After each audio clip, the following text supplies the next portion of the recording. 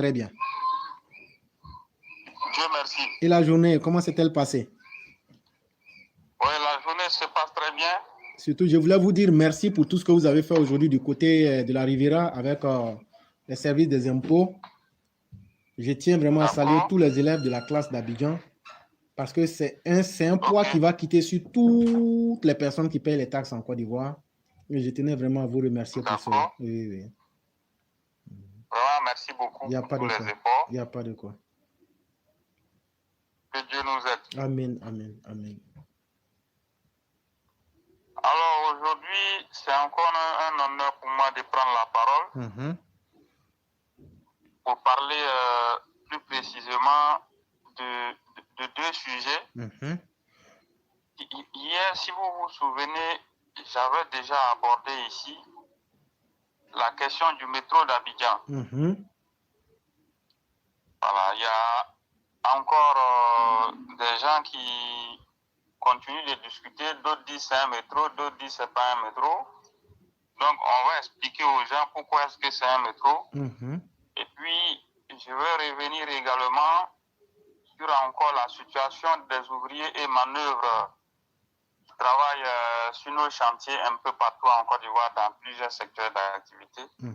Et je vais aussi évoquer la question des agents du ministère de l'Agriculture qui se sont plaints aujourd'hui d'une situation. Bien avant de commencer, de façon pratique, le métro, selon la définition des experts et des scientifiques, qu'est-ce que c'est?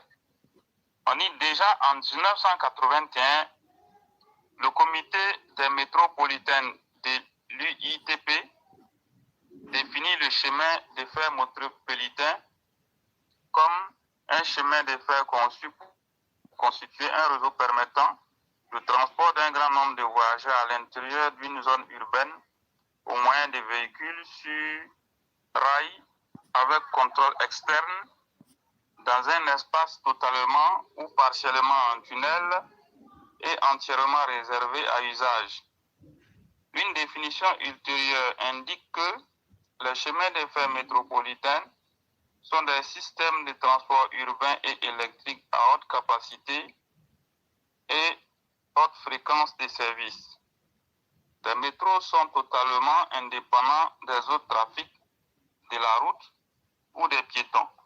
Ils sont par conséquent conçus pour des opérations en tunnel, viaduc ou sur niveau de surface avec séparation physique. Bon, tout ça, c'est un peu compliqué pour les citoyens lambda, n'est-ce pas? Oui. En français facile, ça veut dire quoi exactement? Voilà, nous qui avons un niveau CP1 là. Voilà. Métro là, c'est dit d'abord, on construit des rails dans un tunnel ou bien en souterrain. On peut creuser la terre, aller construire les rails là-bas. Et puis on fait passer le train urbain, même si c'est de façon partielle. Ça veut dire quoi? Si une partie passe en bas et après une partie se retrouve dehors, ça c'est métro. Ça c'est un premier cas. Deuxième cas, on peut construire un pont dans l'espace, en haut. Et puis on fait passer le train urbain là-bas. On dira aussi que c'est un métro. On peut aussi construire un viaduc. Viaduc, c'est quoi? Viaduc, c'est un ouvrage d'art, c'est un pont qui a une spécificité d'ouvrage d'art qui passe au-dessus de l'eau. Il peut être en béton ou bien en fer. C'est ça le viaduc. Si le train urbain passe là-bas, c'est un métro. Encore, les rails peuvent être isolés. Ça veut dire quoi? On peut construire les rails dans un endroit où les gens ne passent pas, où les gens n'ont pas accès. Même s'il se trouve que devant un point donné, les gens traversent ces rails-là à un carrefour, du moment où à 70%, 50%, 60% des cas, ou bien même partiellement, les rails-là sont protégés dans un endroit isolé et que le train urbain passe, ça aussi c'est un métro. parce que les gens confondent. Le tramway, en général, vous voyez les rails du tramway là, sont en bordure de route. Mais vous pouvez passer, vous voyez. Quand le train urbain passe là, ça c'est le tramway. Les rails sont accessibles, on les voit. Mais le métro, les rails peuvent se retrouver dans un endroit où les rails sont protégés, on les protège, de sorte que avant d'avoir accès même aux rails, c'est-à-dire c'est uniquement à l'endroit où les passagers vont embarquer. Et c'est là, on peut parler aussi des métros. Pour en revenir au cas ivoirien, dans un premier temps, jusqu'à 80-90% des cas, les rails vont être totalement isolés. Sauf qu'à des endroits où peut-être on peut traverser, les rails vont être isolés et protégés en plus. C'est-à-dire que vous n'aurez accès aux rails au moment où vous allez vouloir embarquer. C'est en ce moment où vous pourrez voir. Sinon, les rails vont être protégés, de sorte même que le citoyen n'a pas accès aux rails ou bien au chemin de fer, si vous voulez. Pour en revenir au cas ivoirien, ce sera le cas. Ça, c'est un premier cas. Dans un second plan, il y aura un viaduc, c'est-à-dire un pont spécialement qui va être construit, mais un pont qui a pour spécificité de l'art. Voilà, un pont en art, il sera construit sur la lagune Éblier pour faire passer spécialement le métro. Le train urbain, donc on parle de métro. Donc voilà, dans le cas abidjanais, il y aura les rails qui vont être protégés, qui vont être dans des endroits isolés, où on ne pourra vraiment pas avoir accès à ces rails-là comme ça c'est un. De deux, il y aura un viaduc. Et encore, ce qu'il faut préciser, les rames qui vont être utilisées dans ce métro-là, ce sont des rames d'une qualité exceptionnelle, ultra moderne, de sorte que ces rames-là, en général, si ce n'est pas dans les grands pays comme Paris, New York, Tokyo, Séoul, si ce n'est pas dans ces grands pays-là, vous ne verrez pas ces genres de rames-là comme ça, de façon ordinaire. Donc voilà, tout ce qui montre très bien que le projet de train urbain à Abidjan, c'est bien un métro. Donc il faut que les gens comprennent. Voilà, c'est tout ce qui montre que c'est un métro. Voilà ce que je voudrais préciser. Deuxièmement, ici, avant d'aborder la question des manœuvres, je veux venir ici sur le problème des agents du ministère de l'Agriculture. Ils s'en sont plaints et il a été dit ceci. Les agents sont mécontents de la gestion des fonds alloués au paiement des primes individuelles dont ils bénéficient depuis 2014. En effet, selon leur porte-parole, suite à un décret présidentiel datant de décembre 2013, un prélèvement systématique sur les exportations des cultures pérennes leur est affecté à hauteur de 80%. Ceci dans le but de rehausser leur pouvoir d'achat. En plus des retards dans le versement de ces primes, ils dénoncent la répartition scandaleuse et inéquitable qui permet, selon eux, à certains de glaner jusqu'à 3 millions francs CFA comme prime mensuellement, quand la grande partie des agents ne reçoit que 30 000 francs CFA.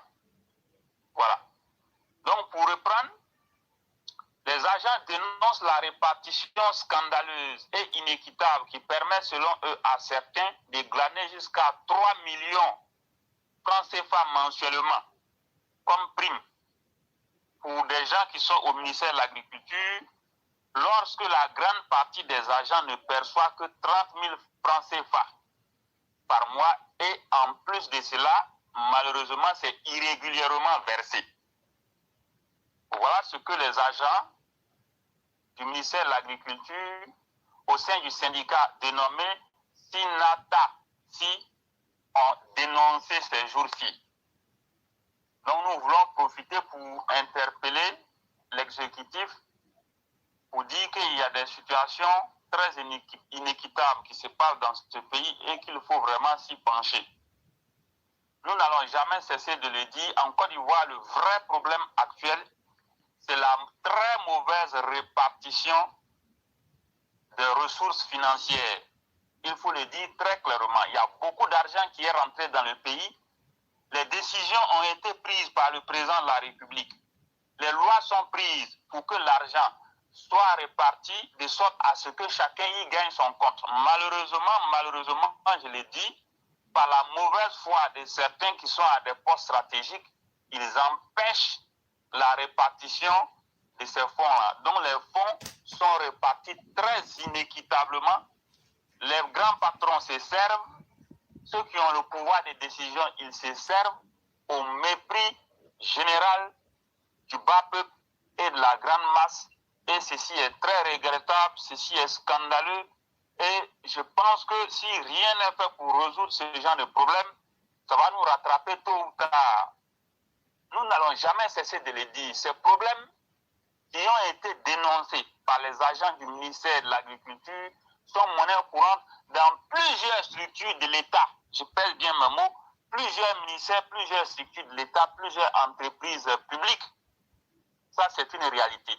C'est une réalité qu'il faut chercher à corriger parce que les grands patrons sont assis sur l'argent de tout le monde et les gens travaillent pour eux et ils ne gagnent rien. Je ne sais pas quand ils se regardent dans les miroirs, comment est-ce qu'ils font pour être fiers d'eux-mêmes. On ne peut pas être fier d'une situation où c'est toi seul le patron, tu travailles, tu gagnes, tu amasses tout l'argent et les autres ne gagnent rien et tu es content de ça.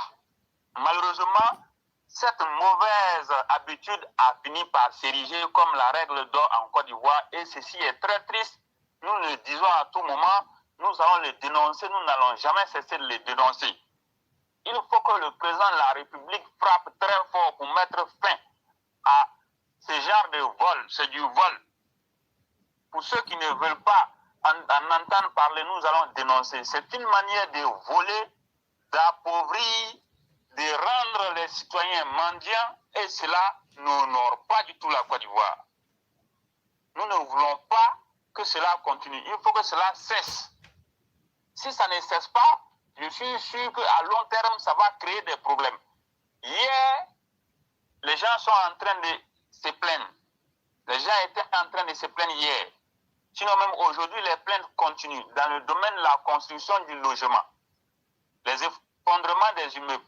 Mais des gens ont eu à attirer l'attention des uns et des autres pour dire que, attention, résolvez ces problèmes, sinon tôt ou tard, ça va capoter. Ce que nous sommes en train de dire aujourd'hui, il y a beaucoup de ministres, beaucoup de DAF, beaucoup de directeurs généraux, beaucoup de directeurs centraux dans l'administration publique qui, par ces mécanismes machiavéliques-là, volent les primes des travailleurs. Ça, c'est une réalité. Il faut que le président de la République, au-delà des audits, regarde de très près ces problèmes-là. C'est un fléau qui gangrène l'administration publique. Dans le privé également, ça existe. Dans les sociétés privées, ça existe. On ne peut pas être dans une société où c'est une minorité qui s'accapare l'argent de tout le monde et les gens continuent de sombrer dans la pauvreté. Nous disons non. Je suis aujourd'hui en train d'attirer l'attention des uns et des autres. Un jour, ça va capoter si les gens ne résolvent pas ces problèmes-là. Je sais de quoi je parle. Quand je m'assois, j'analyse très bien la situation.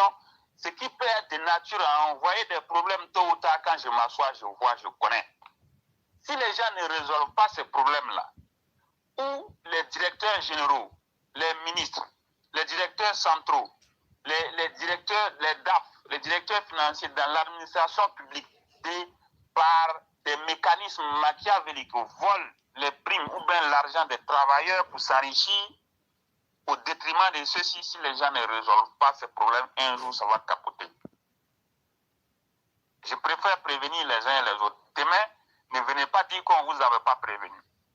Je vous ai déjà prévenu. Je vais rebondir en même temps sur l'autre sujet dont je parlais. Ça concerne la situation des manœuvres des ouvriers et même des agents de maîtrise et de certains travailleurs. ils se voient également une grande partie de leurs revenus ou leurs salaires volés par les cabinets de recrutement et de placement. Ça aussi, c'est une réalité. C'est une réalité. Dans presque tous les chantiers aujourd'hui, vous allez voir, les entreprises ont préféré sous-traiter le paiement des ouvriers des manœuvres en grande partie. Mais souvent, d'une manière générale, dans le privé, il y a que aussi les nouveaux travailleurs, les jeunes travailleurs et des agents de maîtrise, leurs salaires sont payés par ces cabinets de recrutement et de placement. Mais la plupart du temps, c'est une mafia. C'est un système mafieux qui a fini par s'ériger en règle d'or, et cela depuis 2 décennies. La plupart du temps, vous allez prendre un ouvrier, vous allez vous rendre compte que son revenu mensuel, c'est de 150 000, ou bien on va dire 200 000 francs. Mais en réalité, l'entreprise qui exécute les travaux va verser jusqu'à 450 000 ou bien 600 000 francs CFA pour le paiement de cet ouvrier-là. Et comme le paiement des ouvriers-là et leur recrutement, c'est sous-traité à des cabinets de recrutement et de placement, ces cabinets de recrutement-là ne donnent que le tiers du revenu à ces travailleurs-là. Je suis en train de parler, depuis on parle, les gens ne nous écoutent pas. Je vais demander au président de la République de se saisir spécialement de ce dossier-là pour mener des enquêtes approfondies. Il faut auditer le secteur des cabinets de recrutement et de placement. Il faut auditer. Il y a une grande mafia, il y a une gangrène, il y a une corruption. Il y a un vol à ciel ouvert qui ne dit pas son nom. Et qu'est-ce qui est volé? C'est la grande partie du revenu des travailleurs qui est volé. La réalité, c'est ça. Surtout, c'est au niveau des manœuvres et des agents de maîtrise avec les ouvriers. Si les gens veulent que le problème soit résolu, qu'on commence à auditer maintenant. Si rien n'est fait, je viens encore dire aux uns et aux autres que tôt ou tard, ça va capoter. Les gens ne parlent pas. Dans plusieurs pays, ces fléaux-là ont été dénoncés et les gens ont trouvé des solutions. On ne peut pas comprendre qu'un cabinet de recrutement, c'est une prestation de service qu'il fait lorsqu'il recrute.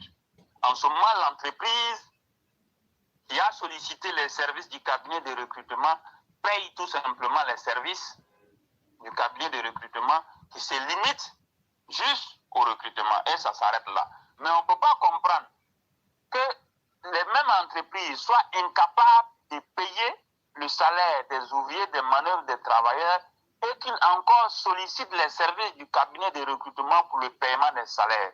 Et c'est ce que nous dénonçons. Cela est de trop. C'est inacceptable.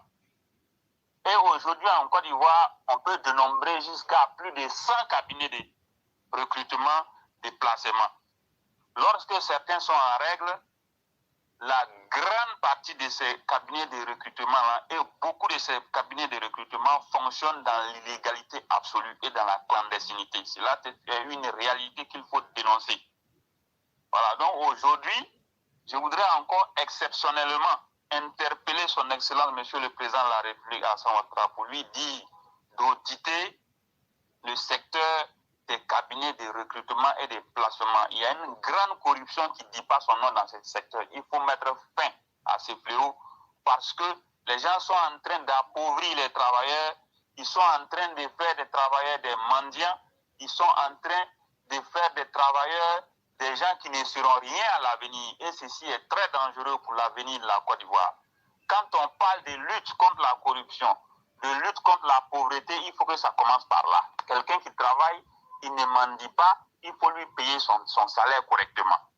Pour ne pas faire de lui un mendiant ou un nécessiteux. Voilà, parce qu'aujourd'hui, vous allez vous rendre compte qu'aujourd'hui, en Côte d'Ivoire, presque tout le monde est devenu mendiant. Ça s'explique aussi par ces phénomènes-là. Ces phénomènes que je viens de dénoncer, ça s'explique par ces phénomènes. Lorsque des DG, des DAF, des directeurs centraux ou des ministres, de par des mécanismes machiavéliques, récupèrent une grande partie de l'argent des travailleurs ou bien les primes des travailleurs, il y a problème. Il y a problème. Il faut que les gens payent correctement les travailleurs. Nous n'allons pas l'accepter.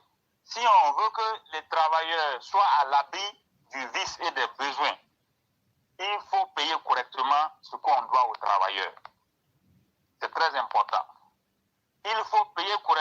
les ouvriers qui travaillent sur les chantiers. Il faut payer correctement les jeunes travailleurs qui commencent à travailler. Il faut payer correctement les manœuvres qui travaillent sur les chantiers. Il faut payer correctement les agents de maîtrise. Et ce que je suis en train de dénoncer en ce qui concerne les cabinets de placement et de recrutement, ce problème existe dans le secteur privé, beaucoup plus. Ça existe beaucoup plus dans le secteur privé.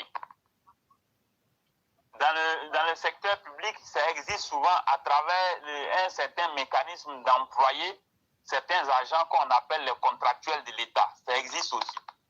Mais ça existe beaucoup plus dans le privé. Maintenant, ce que j'ai dénoncé en ce qui concerne les primes, c'est dans le secteur public que ça existe. Donc, il faut que les gens regardent de très près. Moi, je ne fais que prévenir. Si les gens veulent, ils m'écoutent. Si les gens veulent qu'ils ne m'écoutent pas. Ce qui est sûr, moi, j'ai déjà dit, ce que je vois venir. Un jour, tôt ou tard, c'est une bombe à retardement. Ça va créer des problèmes en Côte d'Ivoire. Je sais de quoi je parle. Voilà ce que je voudrais ajouter. Vraiment, merci beaucoup, M. Soundiata, le concurrent. Parce que, tu vois, contrairement à ceux qui viennent pour endormir les masses, nous, non seulement nous essayons d'éveiller les masses, mais on essaye de pousser les limites même de la réflexion pour amener chacun à être maître de sa pensée. Mais, chers frères, on ne peut pas changer les cœurs et les esprits, mais le rôle à nous dévolu qui est d'informer les masses correctement et de situer les responsabilités. Une fois cela étant fait, nous avons la conscience légère, chers frères. Et tu as bien fait et tu as totalement raison d'avoir dit que tu as joué ta responsabilité et tu l'as pleinement joué, c'est vraiment important. Et dans une vie, c'est ça le plus important. Et je t'en remercie énormément. Et merci beaucoup. On va inévitablement vers la fin de l'émission. Et ce que je disais, sur le tout récent et le dernier numéro de Jeune Afrique, le numéro, c'est le numéro 3310-mars 2022. Et donc, les services de désinformation veulent que l'armée d'Assimi Goïta soit devenue l'armée la plus puissante. Et c'était le titre même sur la page première. Mais c'est faux. C'est une intoxication. Parce que le vrai Jeune Afrique, ce que vous allez voir d'abord, vous allez voir Jeune Afrique, vous allez voir le numéro, et c'est bien écrit Jeune Afrique. Et à votre gauche, vous allez voir Ngozi Okonjo-Iweala. Cette femme-là même qui est très forte, et ça c'est en bleu. Après, vous allez voir la photo du symbole français qui est en blanc, et après vous allez voir rouge. Donc, comme pour vous, le drapeau français. Et le sujet de base qui est traité sur Jeune Afrique, ce tout dernier numéro, parle de la diversité, une hypocrisie française. On ne parle même pas du Mali. Et donc, j'ai envoyé ça à plusieurs personnes. Et l'article en question, l'article de Jeune Afrique en question fait 228 pages. Et donc, vous comprendrez que les usines de la désinformation sont activement en œuvre. Et nous, ici, c'est ce que nous essayons de combattre chaque jour pour essayer d'aguerrir nos militants et de leur dire le vrai. Et aussi, l'information qui voudrait que le franc CFA soit dévalué n'est pas vrai. C'est une désinformation. C'est parce que quand le président Ouattara a signé les nouveaux accords là, quand on vous dit parité fixe là, ça veut dire quoi? Cher frère, moi je ne comprends pas français, moi j'ai niveau CP2. Parité fixe, ça veut dire que ça ne change pas. Voilà. Ok, donc encore, je peux estimer que je ne sois pas bête. Chers parents, quand on dit parité fixe là, ça veut dire qu'on a fixé un taux qui ne changera pas. Et donc ça a fait mal, comment Ouattara a réussi. Et dans leur usine de désinformation, ils disent il faut saboter, il faut salir l'information pour dire ah, Ouattara n'avait pas dit que ça n'avait pas changé, voilà que dévaluation vient. Il n'en est absolument rien. Et ce que je vous dis là, tout ce que je suis en train de vous dire là, allez reprendre Jeune Afrique, vous regardez. J'ai envoyé ça au roi, j'ai envoyé ça à KTS, j'ai envoyé ça à Soundiata lui-même. Il peut prendre l'image après et la balancer pour que tout le monde voit, puisque moi je suis bloqué sur Facebook. Mais c'est important. Nous, quand on dit quelque chose ici, on apporte des preuves à l'appui. Et c'est vraiment important, chers parents, sachez où vous renseigner, c'est très important. Parce que si vous écoutez les mauvaises personnes, vous allez vous rendre malade inutilement et ça ne sert à rien. Et Soundiata le conquérant, je te remercie infiniment et je ne vais pas abuser de ton temps. Je vais te donner la chance de pouvoir nous faire la conclusion. Mais bien avant, à tous les musulmans, je vous dis que la paix de Dieu soit avec chacun de vous et je vous souhaite Juma Mubarak et que Dieu, que vous appelez Allah, nous pardonne et nous protège contre tout mal, qu'il en soit ainsi. Parce que Amin, Amina, ça ne veut dire rien d'autre que qu'il en soit ainsi. Et j'implore Dieu pour qu'il ait sa miséricorde sur chacun de nous. Et tous les musulmans, comme je l'ai dit, on vous souhaite un très bon vendredi pour demain. Et surtout, priez beaucoup pour nous, parce que tout le monde a besoin de la grâce de Dieu. Et donc, Sundiata le Conquérant, à toi et à tous les auditeurs, je souhaite une excellente nuit, que Dieu nous mette dans ses grâces, et vous avez le dernier mot. Amin. Alors, aujourd'hui encore, pendant cette émission, nous avons pris de notre temps pour essayer d'apporter notre contribution à la résolution des problèmes et surtout au progrès de la Côte d'Ivoire. Donc, ce que nous avons eu à dire ici n'est rien d'autre que l'amélioration des conditions de vie et la résolution de leurs problèmes. Pour ce faire, chaque jour, nous faisons de notre mieux pour attirer l'attention des décideurs. Aujourd'hui encore, l'éclaireur Pro-Vérité a fait de son mieux en participant à la résolution de certains problèmes, sinon en proposant des solutions pouvant améliorer les problèmes des Ivoiriens. De par ma voix, j'ai également attiré l'attention exceptionnellement du président de la République sur le mauvais traitement en ce qui concerne le paiement des revenus des travailleurs dans le privé, plus précisément les agents de maîtrise, les ouvriers, les manœuvres. J'ai aussi attiré l'attention du président de la République sur la très mauvaise répartition des primes dans plusieurs services de l'État de Côte d'Ivoire.